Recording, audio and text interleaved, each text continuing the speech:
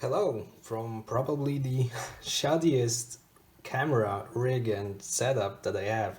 This desk is just goes like 2 centimeters from out here, and like a centimeter. It's a really short desk, and this camera is on this, gorilla or whatever it's called thingy, just wrapped around my lamp. So, you know, yeah.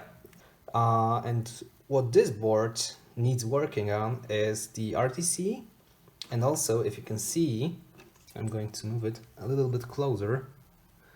There's a bent pin and it's touching the other pin. So I did boot it, did manage to power it on before, and it worked without a hitch other than, the RTC is dead obviously. And it's been set up for a DX4100. So if I plug in a DX4100, it should work just fine. But before that, we need to cover these two things. Oh, and by the way, don't know if you can see, this has the MI bias, the graphical bias, at least I think so. And I absolutely love it. I would like to have one in my future 486 build. So this is a good contender, and it also has a pretty great late 486 chipset. I think one of the fastest available for that platform actually. But I'm going to do some benchmarks with my other boards and see which one is the best. So let's get to work. Okay, first off is the bent pin on here. Shouldn't be that much of a problem. Just let me check. Yeah, they touch. Yeah, they do. Shouldn't be that much of a problem, as I've said again. Just be gentle and we shall be golden. Yeah, already making its way. Yeah, I hate working on, these types of cases because I've had a pretty nasty. Oh, look. I think it's done already. Well, okay. Nice. That looks yeah, that's good stuff. That's enough, I think. Right, so I hate working on, these such small pitch pins, especially on older boards, since I've had a pretty nasty story. But before I start talking, let's just go ahead and start desoldering this thing here. Wait, that's the wrong set of pins. Jesus. Okay. So, when I wasn't so good at soldering and repairing electronics, I used to actually still have, a Voodoo Rush that has apparently been stored in a, I don't know, sink or a water bucket because it was so impressively corroded. The ports were completely gone, and so were most of the capacitors. It looked horrible, but I had high ambitions of getting back to work. But as it turned out, some of the TMU, or was it FBI? I think it was FBI chip, were touching each other. And I tried to do the same thing as here, meaning try to, straighten them out and all. And I broke half of the pins. Just they completely snapped off and, disappeared without a trace, and it looked horrible.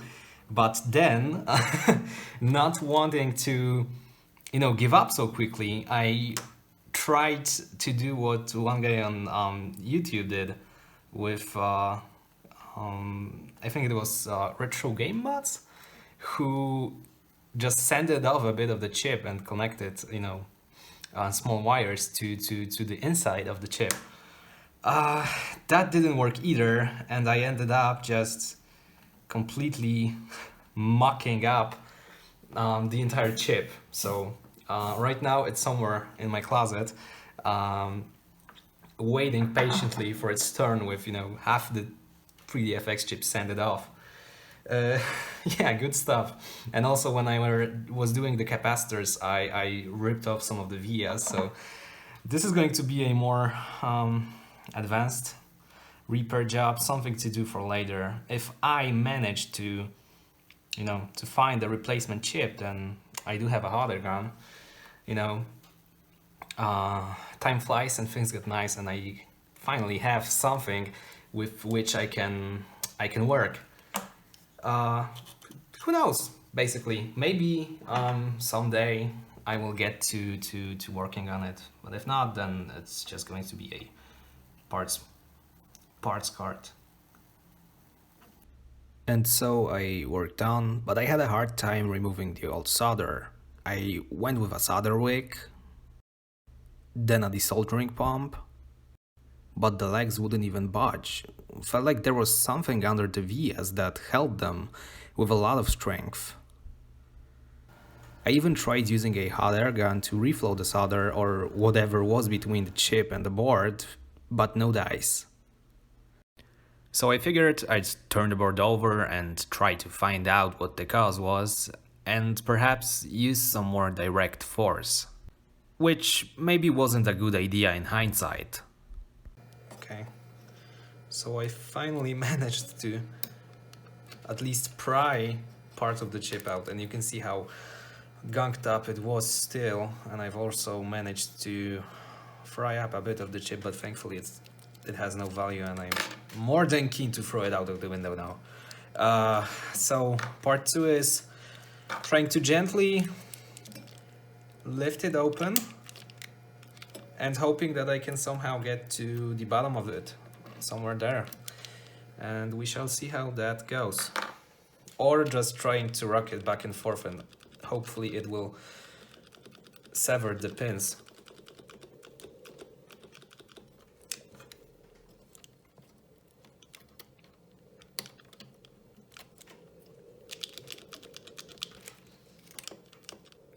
Yeah, computers are fun, man.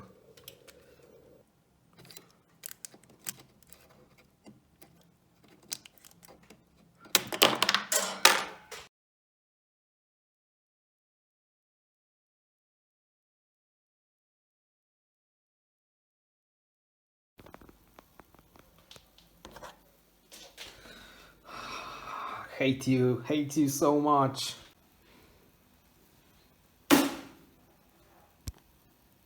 Hate you. And would you look at that? Just like that, I have this chip finally desoldered. It was a breeze, but obviously joking, I had to resort to some more drastic measures to take it off. I didn't expect that. Well, it had glue on the other side, because that definitely doesn't feel like anything similar to a flux or whatever. I can feel it sticking in my hands. So there must have been some sort of glue that I heated up and it finally gave in. So now we can pull all this stuff out, all this tape out, and make some, well, damage assessment, because I hope I didn't damage anything too much. I did notice that I did some of the some traces were slightly scraped, but it's nothing that a little bit of solder won't fix, because, well, it wasn't too hard, honestly, to actually start working on it. You can see there's a bit of a trace here, and here. Oh well, but, well, I have it off. Now I'm going to clean it, wick all of those pins, and get it ready for the next stage, which is going to be, well, soldering in a replacement. And obviously, this isn't going to the regular trash bin. I have a dedicated sort of box for my multimeter for this stuff. Never ever throw out these electronics to a regular trash. Okay. Being not too careful when desoldering the Dallas RTC, I obviously came across a few remnants of the chip's legs that were still stuck in the VS. 2 of them, to be more exact. Yep, there's a stuck pin in here and I can feel it because it won't budge completely. I'm keen to say that there's something stuck in here too. Again, I know that maybe going all out with tweezers and force and all wasn't the best idea, but hey, everyone makes some mistakes once in a while. This wasn't too hard to remedy, all I needed was a bit of ingenuity. Right, it's all going well, honestly. I have only 1 pin left, and for this I have a little plan to insert a header pin and try to heat it up so that it pushes the pin out, you know, that the broken pin.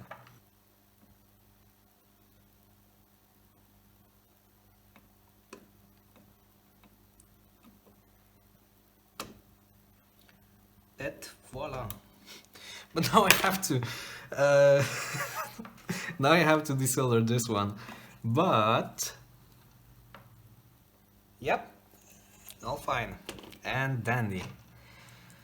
Right, okay. Now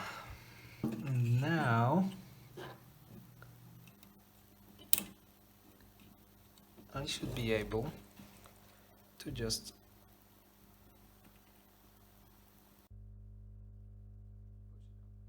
great. All right, now for some cleaning and damage control. The sole fact that I'm saying this speaks volumes about my job, but as you've probably noticed, nothing ever goes to plan when I get to working on stuff.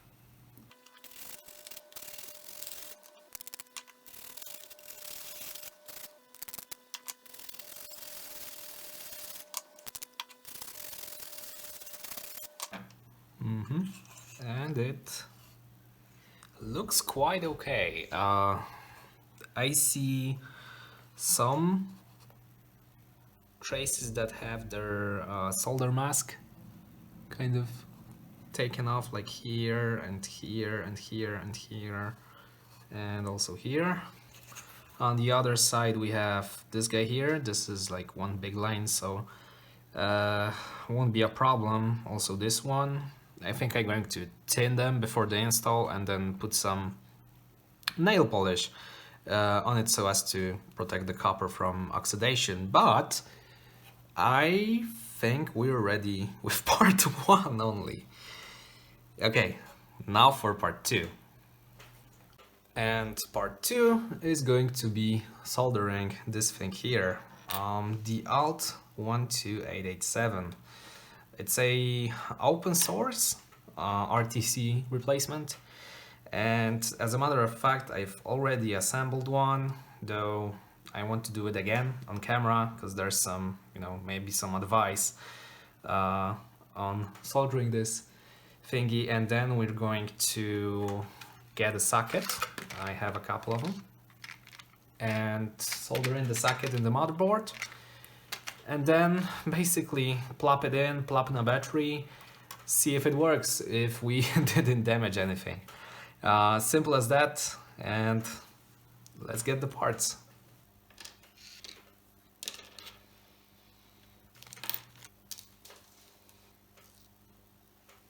Okay, so it's a really simple kit. It is made of a battery holder, some header pins, the PCB, obviously, a 32 kilohertz crystal, which is really tiny, and then the RTC chip. And this is essentially the RTC that we've had with the solder before, but without the battery. There's a lot of them, actually, from Benchmark, like I have, which is a a clone, let's say. But also you can get standard Dallas chips like that. It's only the number that matters, not the suffix. As long as it has those, you know, basic capabilities and is pin compatible with the Dallas RTC, then you're pretty much golden. I got those for like, I got 6 for, I think it was $15 from AliExpress, so that's nice. And the boards are obviously, as you can tell, from Osh Park. Really good quality. I like the color too. And yeah, that's it basically. First off, we're going to go and solder this guy. And as luck would have it, my iPhone, which I used to record, shut down. Just as I was tinning the first trace, pin.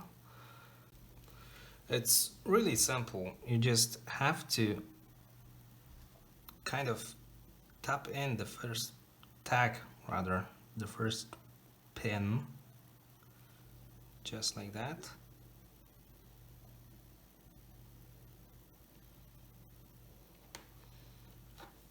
And now the rest of the chip won't move, but just for safety, let's say, I'm going to tap in the other one. And I'm also using a thinner solder so that I can control just how much I use per one pin. See? Just like that. Real simple. And now I'm not too good at drag soldering, so I'm going to do them one by one pretty much. Just making sure we don't get any bridges.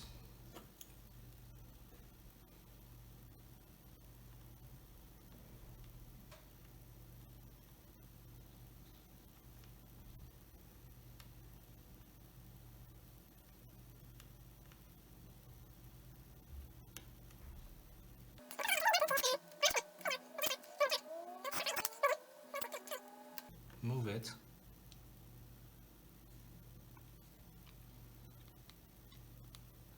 Yeah, that one had a little bit too much solder, but we've got our first. Just wipe down the iron. We've got the first part done pretty much. Yeah, real simple to use, to do, excuse me. Now for the second part.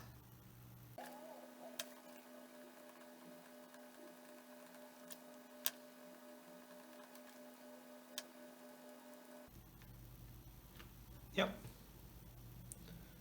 just like that. I'm only going to kind of reflow some of the solder on those pins so it looks better, but I mean, would you look at that? That looks nice.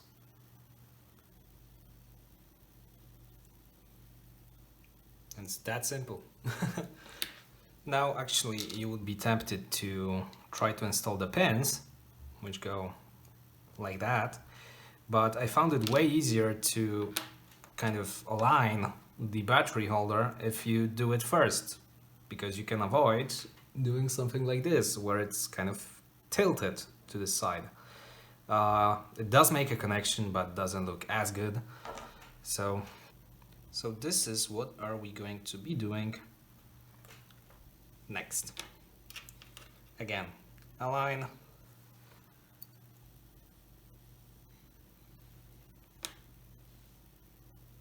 Well, a bit, tiny bit better. Yep, that looks good. And this time I'm going to use the thicker solder wire.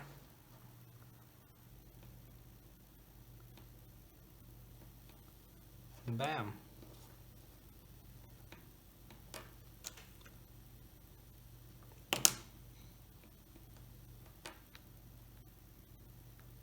Okay, this one looks good. This one could use a bit more flux, just so it flows better and doesn't leave this cone. Nice.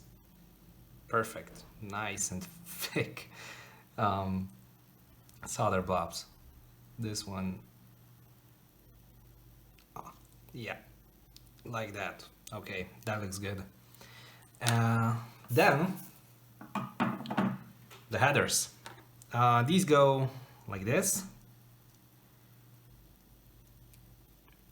but I'm going to cut those 3 off, and then those 2 I'm going to have them pushed out of the header row, just so that, you know, we don't get too much of a mess later when we try to solder them all at once, yada yada yada. You don't need them, so why have them, right? And I just used some regular old pliers that I had for like a lot of time. Whoop. Boom, like that. Yeah, same deal essentially. Add a bit of flux, and just like that. You might say that I'm a bit too liberal with my flux. To be honest, I'm still kind of dialing in the exact proportions of how much I should be using. It's a big learning process for me. Just bear with me, if you will.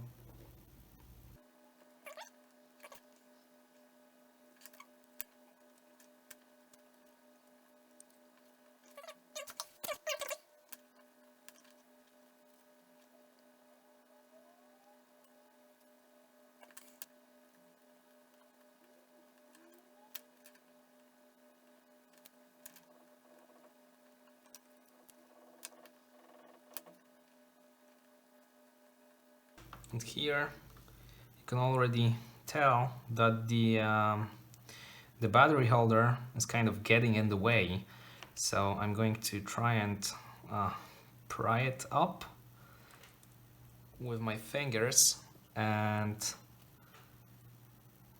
like that, and then try to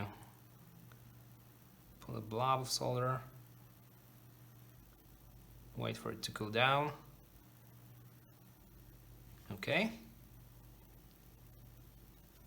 and look, much more straight. Okay, back to business.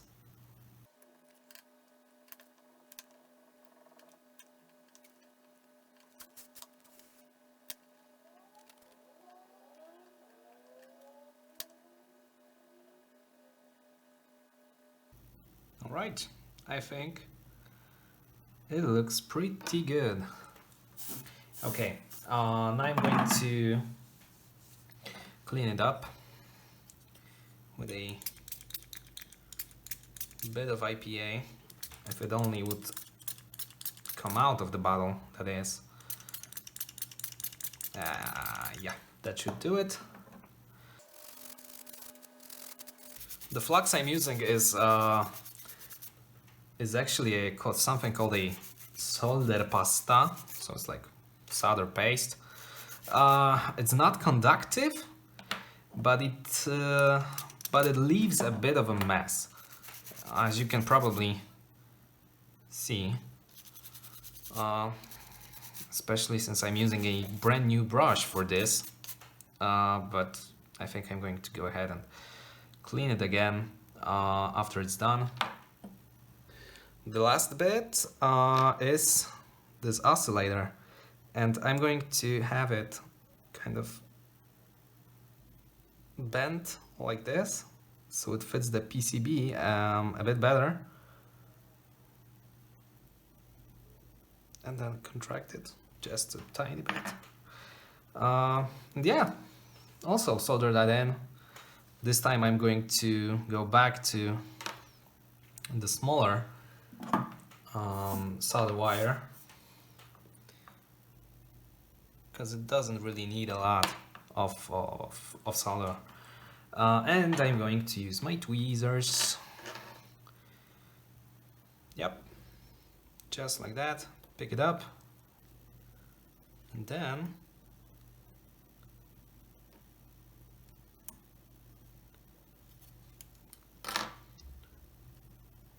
what the hell?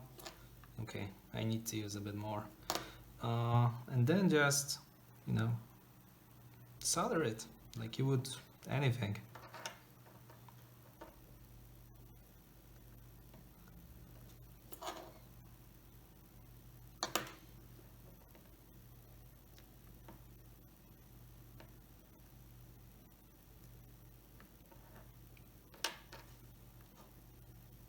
Yep, that's it. And we are pretty much done, but I've seen somebody on YouTube, I think, or it was Vogans, that said that with these, it's really easy to, you know, tear the oscillator by accident. So I'm using a drop of super glue to secure it in place, just like that.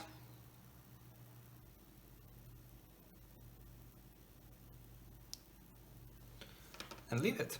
And that's our RTC replacement for our RTC displacement that we've had. Yeah, and for these guys, you use a CR1220 battery like this one.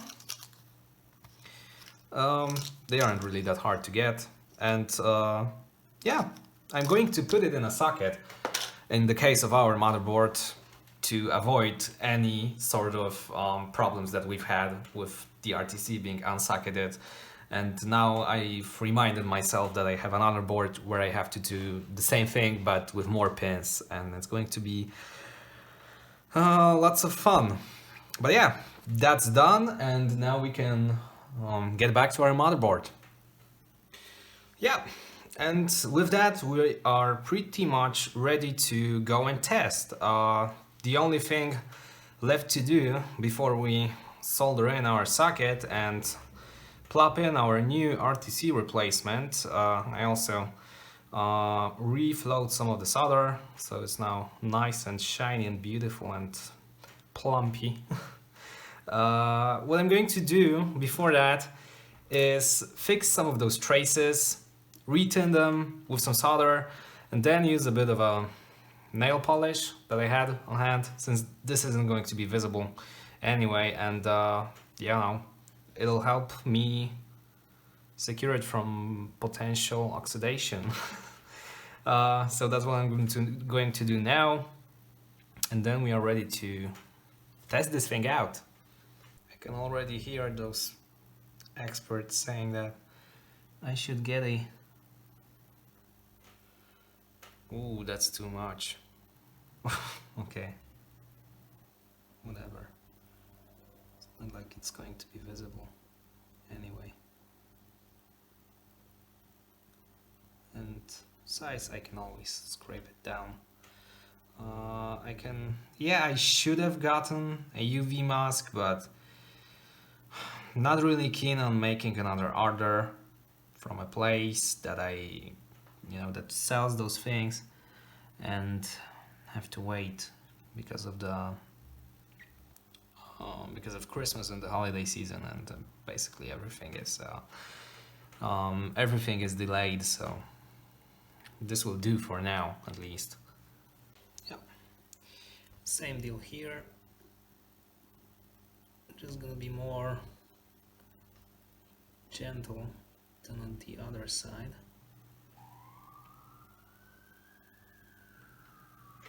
Okay, let me just check and see if I missed anything.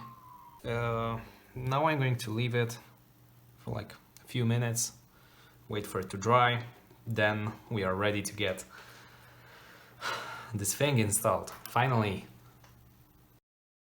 I had to stop for a while because I would have done something rather bad. I cleaned out the area very well, cleaned out all those nail polish blotches that I did, because I wanted to do a multimeter test in order to confirm that the PCB marking is correct. And doing so, I found out two things. One is that I would have used the completely wrong socket. So yeah, that's nice. And two, that one of the pins is damaged, and I must have damaged it when I was pulling out the original RTC. Let me show you how. It's going to be hard doing so in front of the camera, but this pin here is the last address line of this row. This is AD7, and you can probably see that it's quite damaged. I thought that it was just gunk and, you know, old flux, but I cleaned it out and I found out that a part of this is, well, completely torn off, and this should go somewhere right, I think here. And when you put the pin on the probe, it doesn't do anything, but when I do tap the trace ever so slightly, I get connection. Again, when I tap the pin, the via rather, there's none.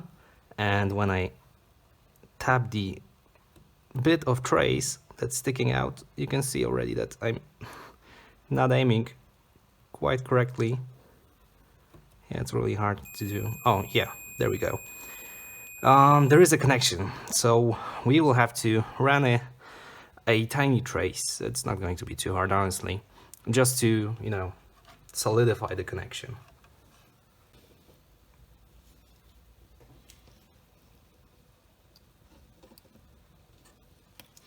Oh well, let this be some sort of a warning that, you know, you should be careful and you should practice on maybe a dead board or two or three, or, you know, a few dead boards before going to town with a more let's say desirable or rare motherboard. Yeah, I was a little too frantic with it and I just was tired of trying to take it out, and I assume that this thing happened when I was, you know, just popping the old RTC out, but things happen. Please don't scream at me. Yeah, just going to route the trace and we'll be good. Get a new trace. Going to keep it a bit longer this time. And yeah, the easiest way for me, at least right now, is to just run it through the via, and then I'm going to slightly bend it just so it catches more, and then leave it alone, tin the trace here just to make a sort of a connection, and then I'm going to put on the socket and solder it from the other side with the pin. All of the other pins are fine. I know that I damaged the solder mask. I'm dumb, sorry. Yeah, so okay, this is going to go somewhere in here. If I only could find my tweezers. Okay. Again, I'm not a soldering expert. Sadly, I wish I were, you know. Okay, and this is going to go through the via. Come on. Okay. And see, it's going to align perfectly. So I'm going to hold it in place and then straighten it somewhere here so that it doesn't move too much. Yeah, like that.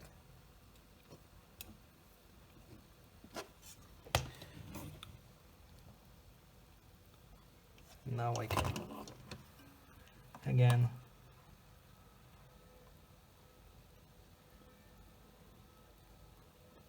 push it in place, and yeah, the solder is going to do the rest of the work. Just a bit. It's always good to have some solder paste. And now for some soldering. Okay, So, as I don't have 5 hands, I'm going to do what people don't tell you to do. I'll tell you never to do, and just add a tiny drop of solder onto the iron. Make sure it's positioned.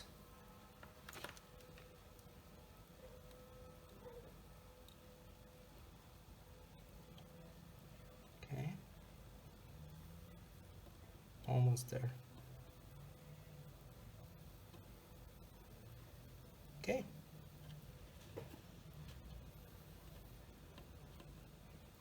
Or maybe not, okay. Oh jeez. As I said, the motif of, or the theme of this video is that nothing ever goes to plan. Right? God damn it. Okay.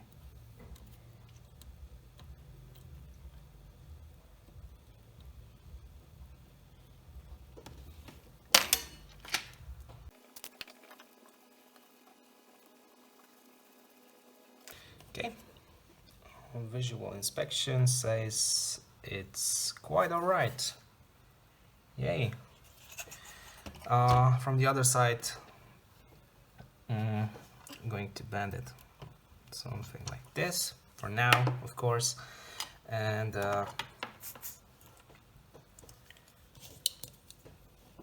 just I'm going to add a bit more so that it flows.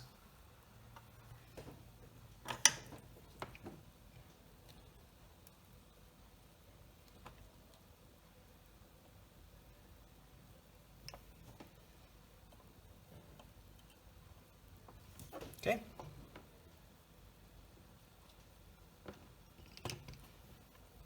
Or maybe not, okay.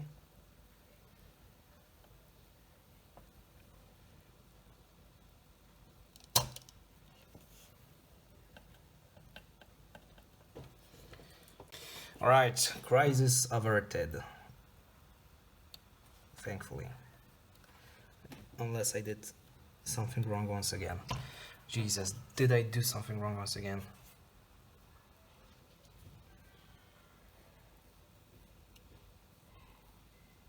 Yes, I did. I damaged another trace. Alright, I might as well cut it off. Yeah, so what I did was I must have touched another trace and it just completely stuck to the little pin, the trace. Jesus, the wire. I'm quite angry, as you can probably tell. Yeah, look.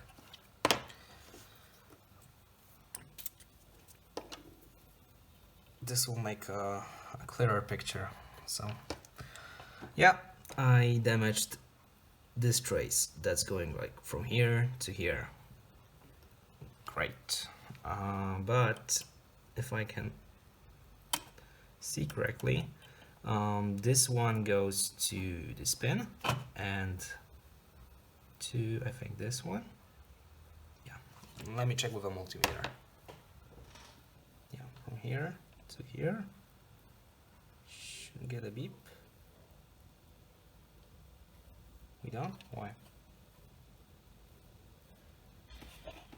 Okay, actually it goes to this VM here, and if we do a continuity test from the damaged, of course, side of trace, we get a beep, and from the other side, if we try to touch this one, then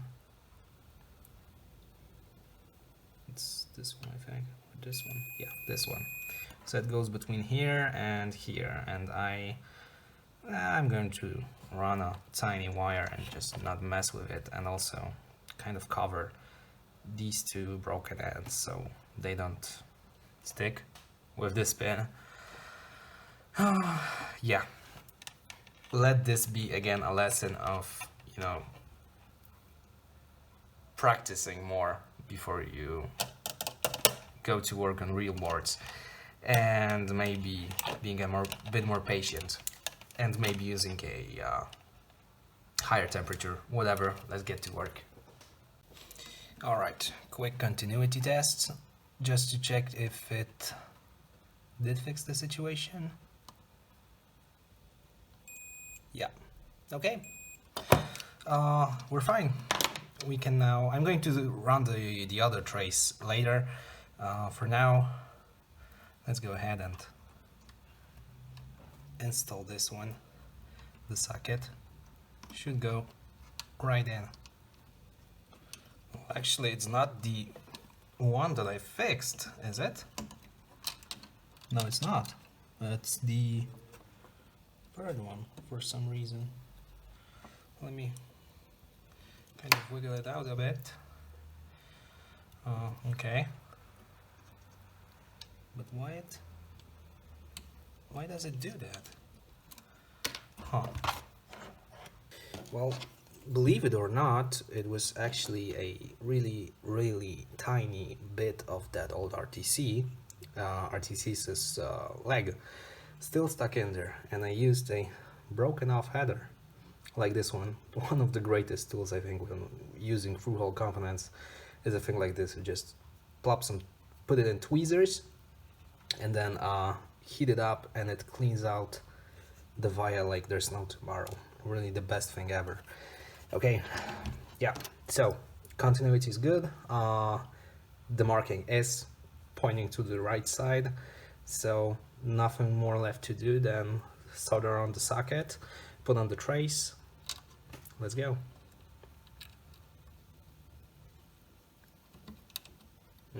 And just as I thought, fits perfectly. Yeah.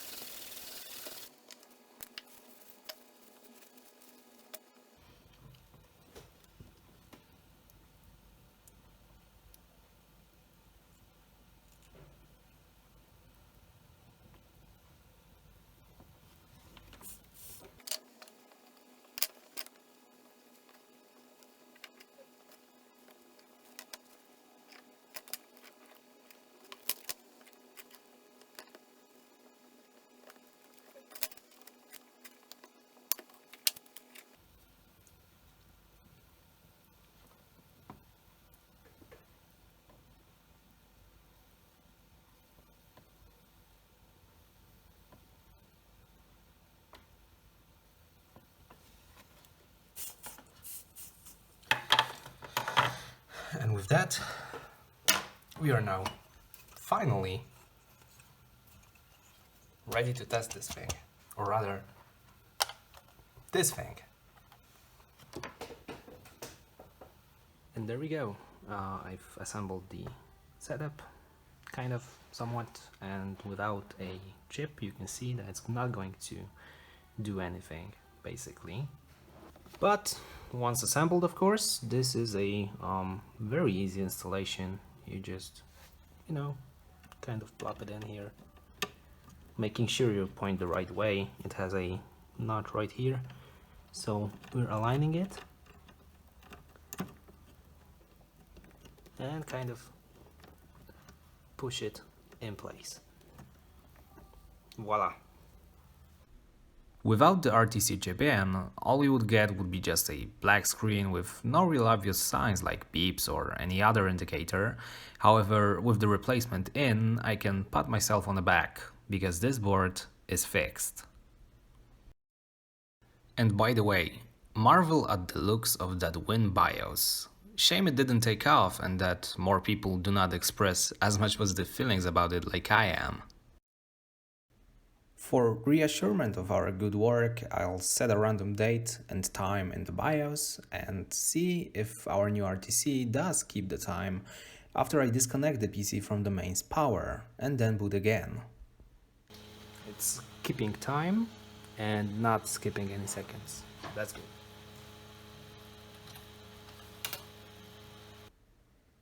After booting it again, we no longer have that CMOS failure displayed. This, along with the date being kept in check by the BIOS, means that everything is working perfectly. And that would be it for this video. It was fun, it was frustrating, but this board gets to live another day in some marvelous, pimped out future 486 build. The ALT12887 is, I think, one of the best ways to repair boards with an RTC, and you get a nifty looking device that will always be a conversation piece. As for the old Dallas RTC, well, it can go to hell. Thank you for watching, and until next time, cheers!